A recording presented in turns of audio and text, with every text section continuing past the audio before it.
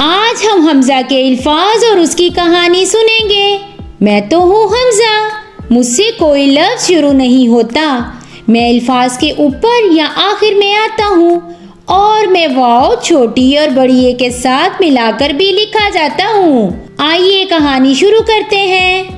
لائبہ کا گاؤں بہت خوبصورت ہے۔ لائبہ کو کوئل کی آواز بہت پسند ہے۔ لائبہ کے ابو جان کے پاس 2 گائیں ہیں۔ ابو جان نے گائے کو چارہ ڈالا، پھر وہ کام پر شہر چلے گئے۔ لائبہ نے صحن کی صفائی کرنے کے بعد کپڑے دھوئے۔ امی جان کپڑے سلائی کر رہی تھی۔ لائبہ کی امی جان بہت پیارے کپڑے سلائی کرتی ہیں۔ لائبہ کا بھائی سائیکل پر گاؤں کی سیر کے لیے گیا۔ امی جان نے لائبہ اور اپنے لیے چائے بنائی۔ دونوں نے چارپائی پر بیٹھ کر چائے پی۔ شہر سے آتے ہوئے ابو جان مٹھائی لے کر آئے۔ سب نے بڑے مزے سے مٹھائی کھائی۔ ابو جان نے بچوں کو پاکستان بننے کی کہانی سنائی اور قائد اعظم کی انتھک کوششوں کے بارے میں بتایا۔ امی جان نے لائبہ کے کمرے میں نئی رضائی بچھائی۔ سب نے سیر پر جانے کا ارادہ کیا۔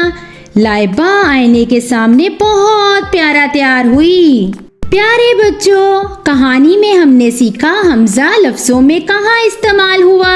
لائبہ، کوئل، گاؤں، گائے، گئے، صفائی، دوئے، سلائی، بائی، سائیکل، چائے، بنائی، چارپائی، ہوئے، مٹھائی، آئے، کھائی، سنائی، قائد اعظم، نئی، رضائی، بچھائی، آئینہ، ہوئی۔